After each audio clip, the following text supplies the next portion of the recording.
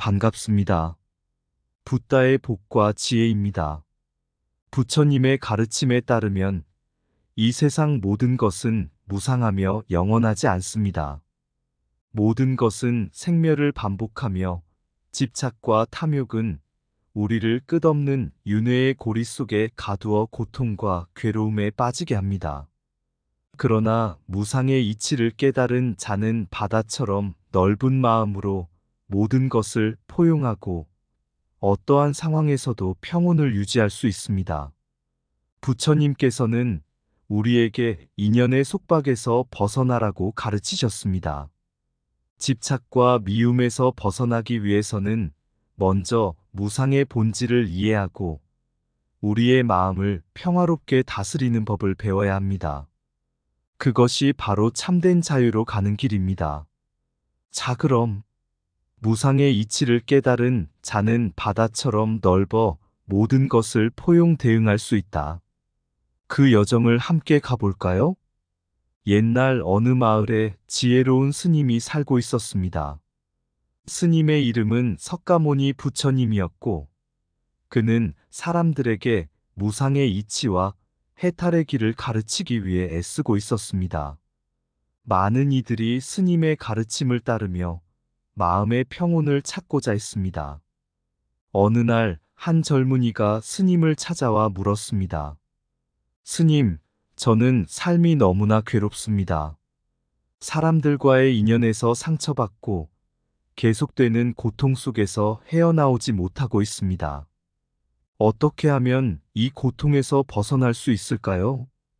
스님은 미소를 지으며 젊은이를 데리고 마을 근처의 바닷가로 갔습니다. 바닷가는 한없이 넓고 고요했습니다. 스님은 조용히 바다를 가리키며 말했습니다. 이 바다를 보아라. 바다는 넓고 깊어서 어떠한 물줄기도 받아들일 수 있다. 바다는 흐르는 물을 막지 않고 그 흐름을 자연스럽게 받아들이지. 무상의 이치를 깨달은 사람의 마음도 이와 같단다. 모든 것을 포용하고 어떠한 상황에서도 흔들리지 않는 마음을 가지게 되지. 젊은이는 부처님의 말을 듣고 고개를 끄덕였지만 여전히 마음속에 괴로움이 남아 있었습니다. 부처님은 그의 마음을 읽고 다시 말을 이었습니다. 무상함의 본질은 이 세상의 모든 것이 변한다는 것이다. 모든 것은 순간순간 변하고 있으며 영원한 것은 없다. 우리는 인연에 의해 만나고 헤어지며 그 과정에서 집착과 고통이 생기지.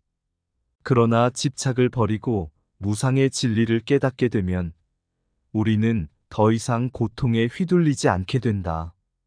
부처님은 근처에 있는 나무에서 잎사귀 하나를 따서 젊은이에게 보여주었습니다. 이 잎사귀를 보거라. 이 잎사귀도 시간이 지나면 말라 떨어질 것이다. 하지만 우리는 이 잎사귀에 집착하지 않는다. 왜냐하면 자연의 섭리를 이해하고 받아들이기 때문이다. 우리의 삶도 이와 같아야 한다. 모든 것은 변하고 사라지기 마련이다. 우리는 그 변화를 받아들이고 그 속에서 평온을 찾아야 한다. 젊은이는 부처님의 말을 들으며 깊은 깨달음을 얻었습니다. 스님, 그러면 우리는 어떻게 인연과 집착에서 벗어날 수 있을까요? 부처님은 미소를 지으며 대답했습니다. 먼저 무상의 이치를 깨닫고 모든 것이 변하고 사라진다는 것을 깊이 이해하라. 그리고 마음을 비우고 집착을 버려라. 인연이 찾아올 때 그것을 자연스럽게 받아들이고 인연이 떠날 때 그것을 집착하지 말고 놓아주어라. 그렇게 할 때 우리는 무상함 속에서 참된 평온과 자유를 얻게 된다. 젊은이는 부처님의 가르침을 가슴 깊이 새기고 삶의 고통에서 벗어나 평온을 찾기 위해 노력했습니다. 그리고 시간이 흐르자 그는 무상의 이치를 깨닫고 바다처럼 넓고 깊은 마음으로 모든 것을 포용하게 되었습니다. 그의 마음에는 더 이상 괴로움이 없었고 진정한 평화와 자유를 누리게 되었습니다. 모든 것은 무상하니 변화와 소멸을 받아들이라. 인연의 속박에서 벗어나려면 집착을 내려놓아라. 무상의 진리를 깨달으면 마음은 바다처럼 넓고 깊어진다. 삶의 고통은 무상함을 깨닫는 순간 사라진다. 집착을 버리는 자만이 참된 자유를 얻을 수 있다. 변화를 두려워 말고 그 안에서 평온을 찾아라. 모든 인연을 감사히 여기되 집착하지 말라. 마음의 평화는 무상함을 인정하는 데서 시작된다. 무상함을 깨달은 자는 어떠한 상황에서도 흔들리지 않는다. 인생의 괴로움은 무상함 속에서 벗어날 수 있다. 무상함을 받아들이는 자는 바다처럼 모든 것을 포용할 수 있다. 무상함 속에서 평온과 자유를 찾으라. 옛날 어느 마을에 지혜로운 스님, 석가모니, 부처님이 계셨습니다. 부처님은 윤회의 고리에서 벗어나기 위한 가르침을 전하기 위해 많은 사람들을 만났습니다. 그 중에서도 한 젊은이는 부처님의 가르침을 듣기 위해 먼 길을 찾아왔습니다.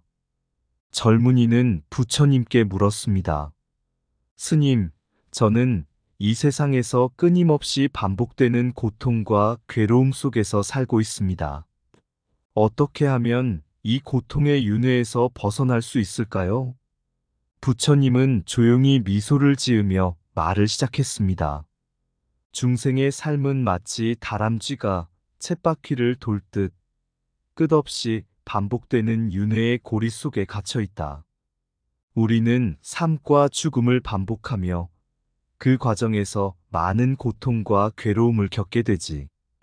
부처님은 근처에 있는 나무 아래로 젊은이를 데리고 갔습니다. 이 나무를 보아라. 나무는 계절에 따라 잎이 피고 지며 꽃이 피고 열매를 맺는다. 하지만 결국 모든 것이 다시 원점으로 돌아온다. 우리의 삶도 이와 같다. 태어나고 늙고 병들고 죽고 다시 태어나기를 반복하는 것이 중생의 윤회이다. 젊은이는 깊은 생각에 잠겼습니다. 스님, 그럼 우리는 어떻게 해야 이 끝없는 윤회의 고리에서 벗어날 수 있을까요? 부처님은 그의 눈을 바라보며 말했습니다. 먼저 윤회의 본질을 이해해야 한다. 우리는 업에 의해 이 고리를 반복하게 된다. 우리의 행동과 생각이 다음 생을 결정짓는 원인이 되며 이것이 끊임없는 윤회를 불러온다. 그렇다면 업을 어떻게 다스려야 하나요? 젊은이가 물었습니다. 윤회의 고리에서 벗어나기 위해서는 올바른 행위와 마음가짐이 필요하다. 첫째, 바른 견해를 가지라. 세상의 진리를 올바르게 이해하고 무상함과 무아의 진리를 깨달아라. 둘째, 바른 행동을 실천하라. 자비와 사랑으로 다른 생명체를 대하고 해를 끼치지 말라. 셋째, 바른 마음가짐을 유지하라. 마음의 평온을 찾고 번뇌와 집착을 내려놓아라. 부처님은 깊은 산속의 맑은 샘물을 가리키며 말을 이었습니다. 마치 이 맑은 샘물이 자신을 깨끗하게 하는 것처럼 우리는 올바른 수행과 마음가짐으로 자신을 정화시켜야 한다. 그렇게 할 때 우리는 더 이상 윤회의 고리에 얽매이지 않고 해탈의 길로 나아갈 수 있다. 젊은이는 부처님의 가르침을 가슴 깊이 새기고 윤회의 고리에서 벗어나기 위해 매일 실천하기로 결심했습니다. 그는 바른 견해를 갖고 바른 행동을 실천하며 바른 마음가짐을 유지하면서 점점 더 마음의 평온을 찾게 되었습니다. 시간이 지나자 젊은이는 더 이상 윤회의 고통에 휘둘리지 않고 진정한 자유와 평화를 누리게 되었습니다. 윤회의 고리에서 벗어나려면 올바른 견해를 가져라. 업은 우리의 생각과 행동에 의해 만들어진다. 바른 행위는 윤회의 고통을 멈추게 한다. 무상함과 무아를 깨달으면 윤회의 고리를 벗어날 수 있다. 마음의 평온은 해탈의 길로 인도한다. 올바른 수행은 자신을 정화시킨다. 중생의 삶은 끝없는 윤회의 반복이다. 업의 고리를 끊으려면 바른 마음가짐을 가져라. 자비와 사랑으로 윤회의 속박에서 벗어나라. 해탈은 올바른 견해와 실천에서 온다. 삶의 고통은 무지와 집착에서 비롯된다. 윤회의 고리를 끊는 것은 내면의 정화에서 시작된다. 옛날 어느 작은 마을에 지혜로운 스님, 석가모니, 부처님이 계셨습니다. 부처님은 마을 사람들에게 삶의 고통과 괴로움에서 벗어나는 방법을 가르치기 위해 애쓰고 있었습니다. 어느 날 한 젊은이가 부처님을 찾아와 물었습니다. 스님, 저는 인생의 고통과 괴로움 속에서 살아가고 있습니다. 사람들에 대한 미움과 원망이 제 마음을 잠식하고 있습니다. 어떻게 하면 이 고통에서 벗어나 내면의 평화를 찾을 수 있을까요?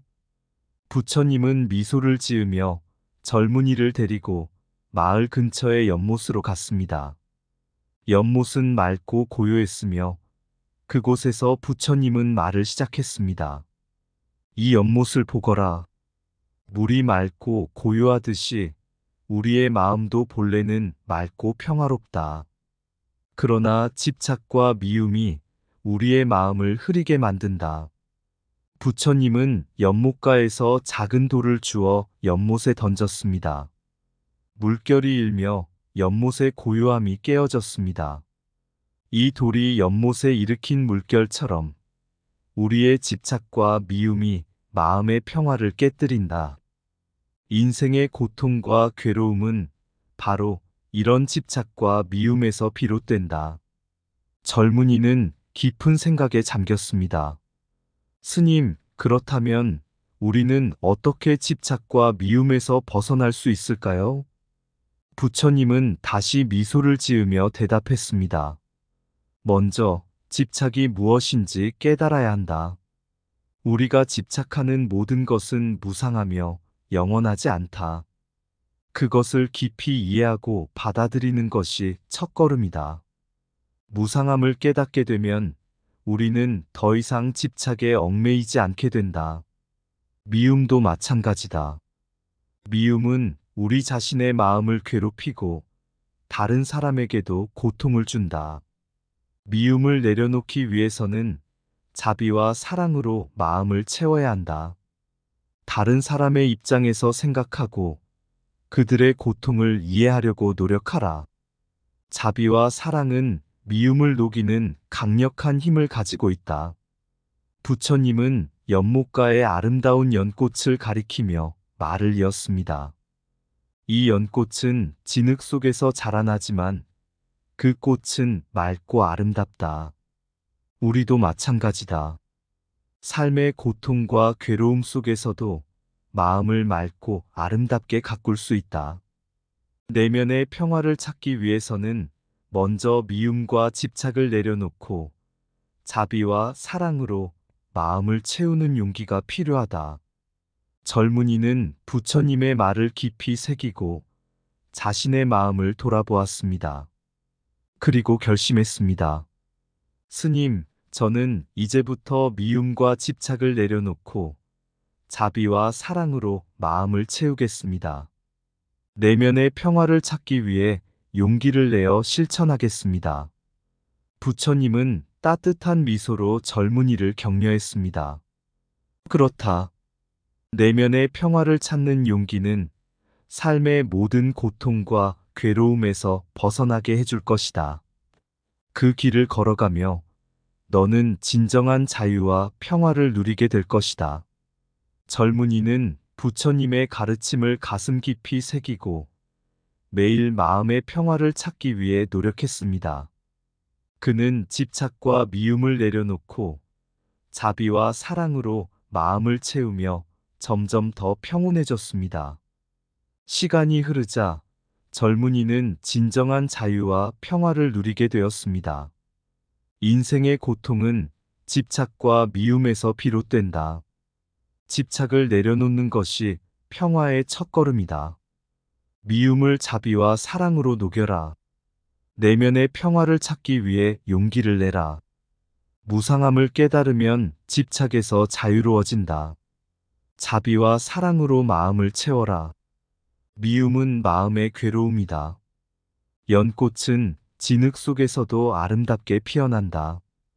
집착과 미움을 버리는 것이 해탈의 길이다. 다른 사람의 고통을 이해하라. 자비는 모든 상처를 치유한다. 미움과 집착을 내려놓는 자는 진정한 평화를 얻는다. 그렇듯이 불교를 근본으로 한 부처님의 가르침은 우리에게 미움과 집착을 내려놓는 용기를 주었습니다. 집착과 미움이 우리를 고통 속에 가두고 마음을 어둠 속으로 몰아넣습니다. 하지만 우리는 부처님의 가르침을 통해 집착과 미움을 내려놓는 용기를 찾을 수 있습니다. 그 용기로 마음을 정화하고 자비와 사랑으로 가득 채워나가면서 내면의 평화를 찾아갈 수 있습니다. 이는 바로 불교를 근본으로 한 부처님의 진리가 우리에게 주는 큰 희망과 지혜입니다. 모든 삶의 고통과 괴로움을 떠나 우리는 내면의 평화를 향해 걸어갈 수 있습니다.